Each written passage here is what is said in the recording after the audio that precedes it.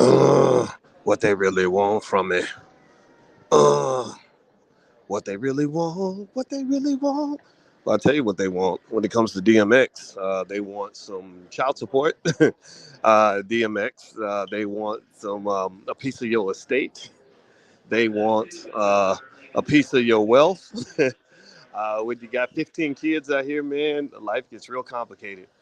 I just read today, and I'm actually walking through the airport, so I hope you all can forgive me for background noise. But I just read a story that I had to kind of chime in on for a second, and it's DMX, the rapper DMX. He is, as you know, he's dearly departed, or RIP to DMX. And as you can probably imagine, DMX left some complicated situations out there. Some real complicated situations involving a lot of kids. There's a lot of kids. Some think it's 14, some think it's 15, some think it's like, LGBTQ plus, like 14, 15 plus, whatever. And at least enough kids to form a basketball team. And this brother is interesting because it was just reported that a 15 child popped up out of nowhere. There's another baby mama who basically said, "This is my baby," and of course, when people feel that they're entitled to something financial, they show up and they pick up what they feel is owed to them. Now, do me a favor, real quick, if you could. I want to make sure you guys can hear me okay.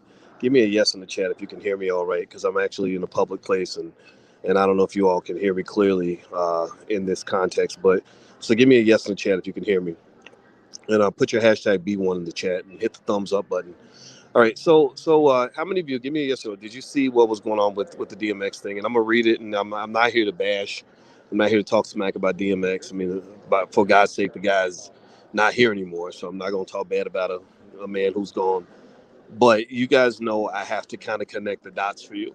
I like to connect the dots because that's just my job. His job was being one of the greatest rappers in history.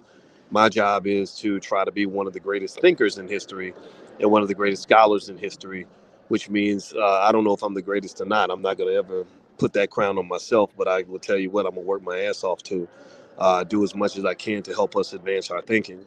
So basically, just to give you the quick overview, the short story version of it is that according to a lot of news outlets, a 15 child has popped up claiming a piece of DMX's estate, basically saying, the child and the child's mother have shown up and said, we have rights to more of this money. This tends to happen when somebody dies. When a person dies, especially a person of this level of prominence, everybody shows up and tries to get a piece of the Iron Throne. It's like Game of Thrones. If you ever watched Game of Thrones, you saw how the Iron Throne was vacant and everybody claimed the Iron Throne. Everybody has some sort of birthright that gave them access to the Iron Throne.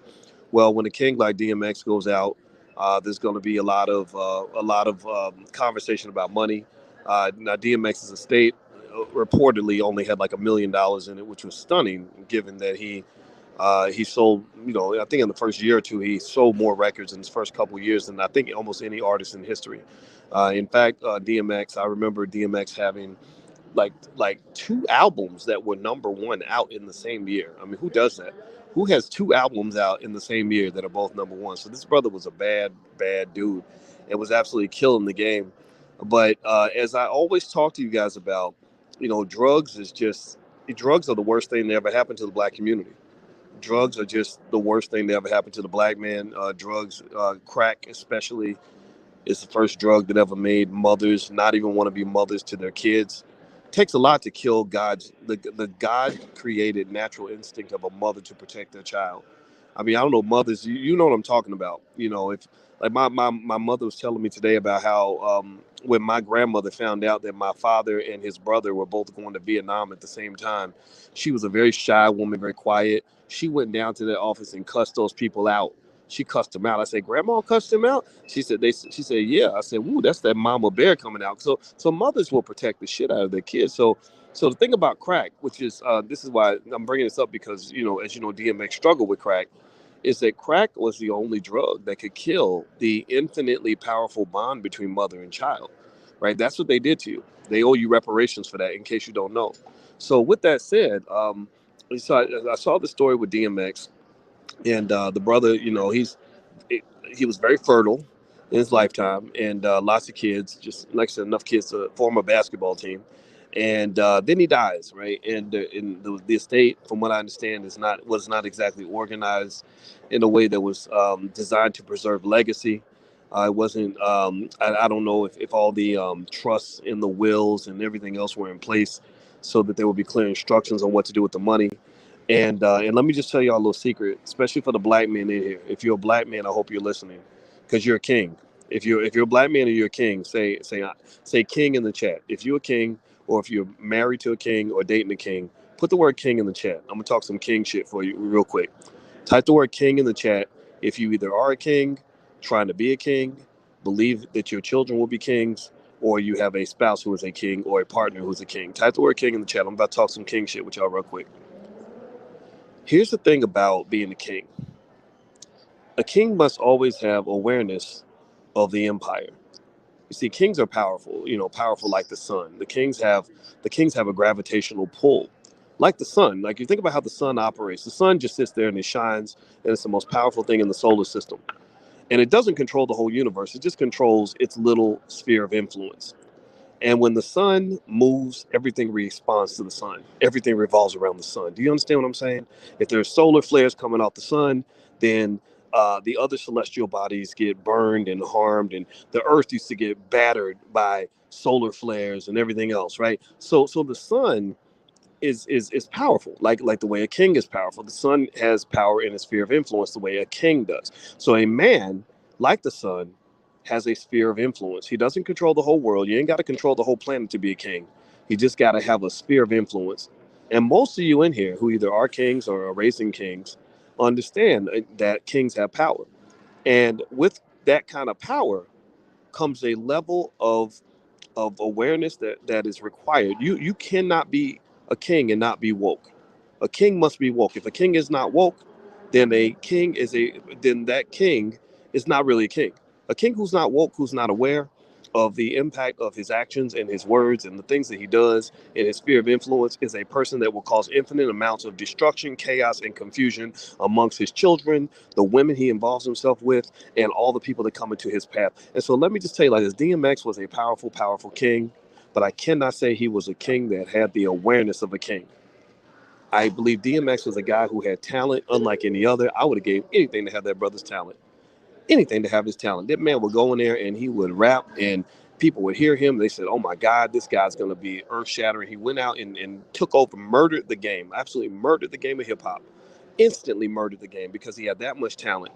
He was a king, right? So with being the king comes a lot of spoils. With being the king comes a lot of power. So let me tell you what I mean by the power. Do me a favor, hit the thumbs up button, hit the thumbs up, share, subscribe button if you haven't done that yet.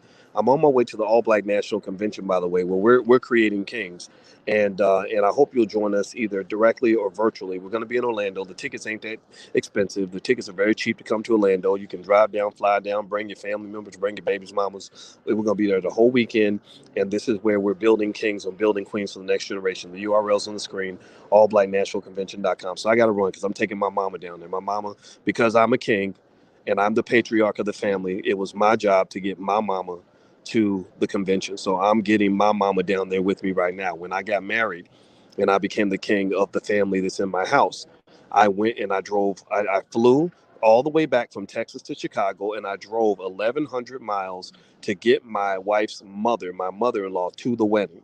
Why did I do that? And I explained it to our son on the way. I said, because when you are a king, it is your job as a king to come through for the people that are in your sphere of influence. So my mother-in-law, because she was scared to fly, she wouldn't get on an airplane. I said, don't worry, we got you. You're not missing this wedding. I'm coming all the way back from Texas to Chicago. She said, Boyce, no, you're too busy, Boyce. You don't have time to do it. No, no, no. I'm the king. The king has responsibility. The king must come through for everybody in the kingdom. Do you understand what I'm saying? Okay, so I'm not making fun of DMX, but let me tell you, here's the thing. When you become the king, there are some spoils that come with the king. There's some riches that come with the king, right? There's some women that come with the king. Every woman wants to be next to the king, and DMX had women that wanted to be next to him. In fact, let me pull something up here that he actually documented some of these spoils. Let me see if I can.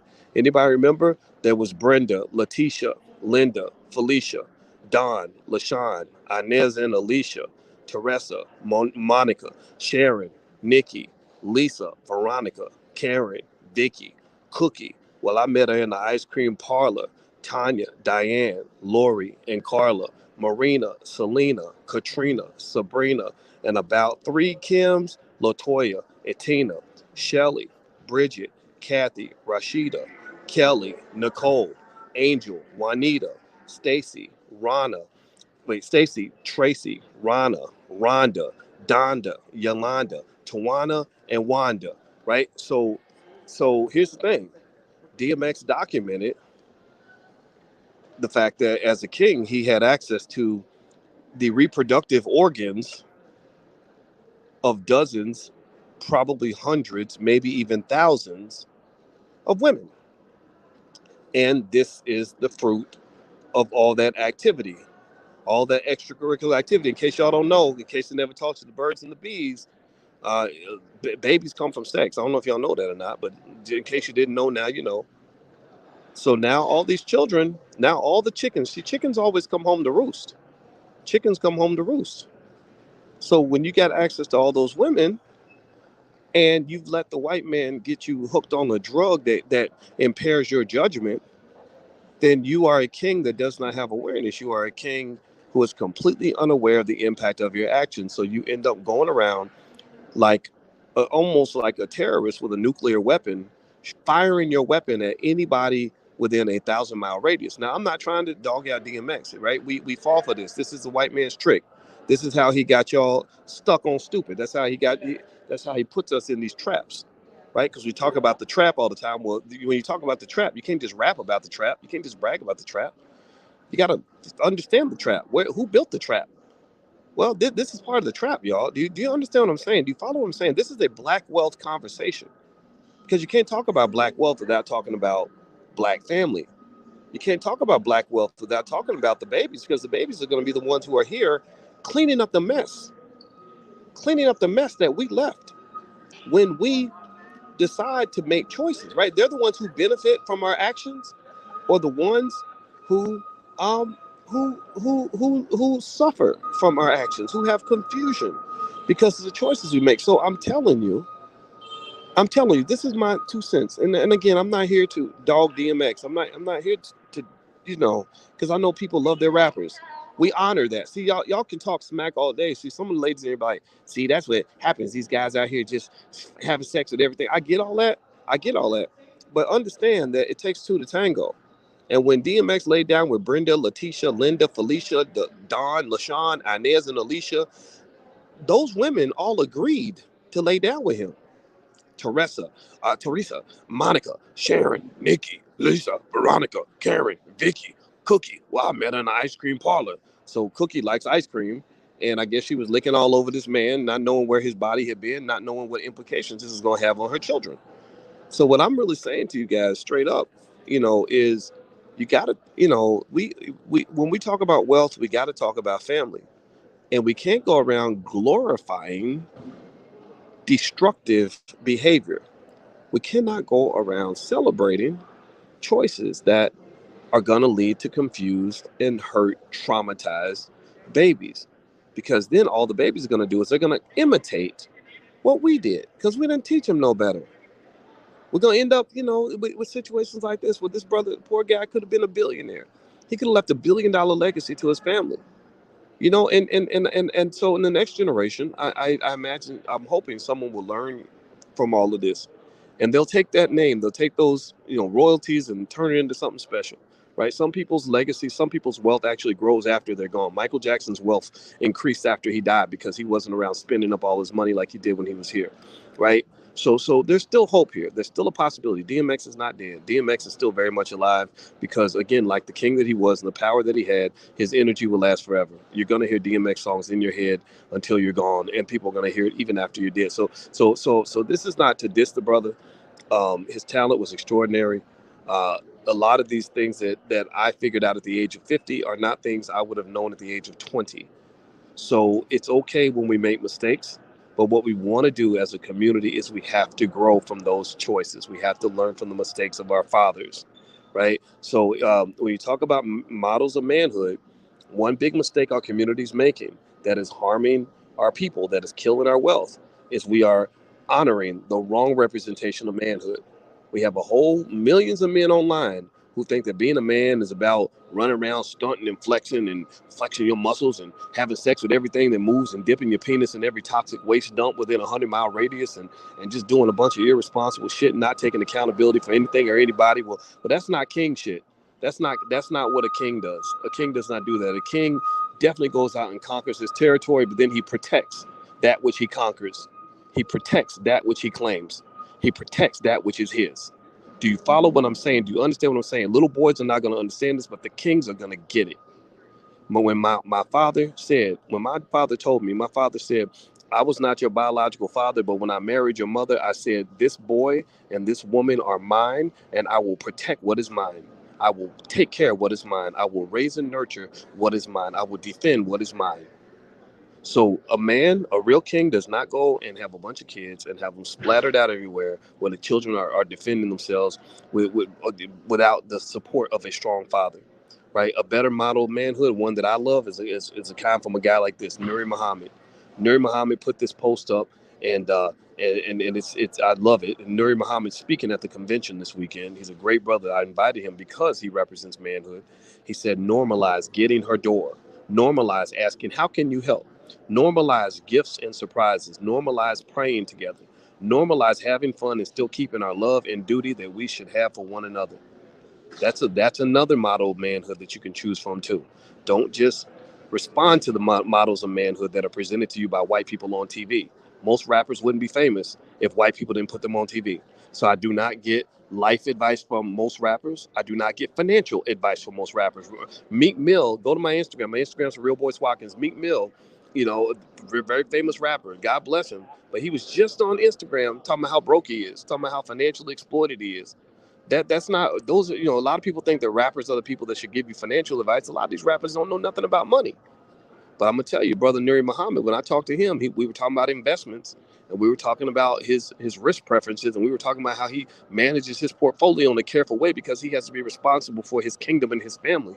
That's the kind of man that I look toward when I want to have a man-to-man, king-to-king conversation. So let's grow some kings. Let's get rid of little boy stuff, right? Because this is killing black wealth to the tune of trillions of dollars every generation, and we are better than that. So I got to get out of here, guys. My mom was waiting on me. I got to go monitor my own kingdom. I hope you guys will join us at the All Black National Convention. You can actually join either physically or virtually. The URL's on the screen. It's allblacknationalconvention.com. I hope to see you in Orlando. And if I can't see you in Orlando, I hope you'll join us virtually. We have 61 black experts and speakers coming together to solve problems for the black community. And we're going to get this done because this is our kingdom. We are responsible for all that is in it. And we are not waiting on white people to save us from anything. We can do it ourselves. Hit the thumbs up button on your way out. I'll see you in Orlando. Love you guys.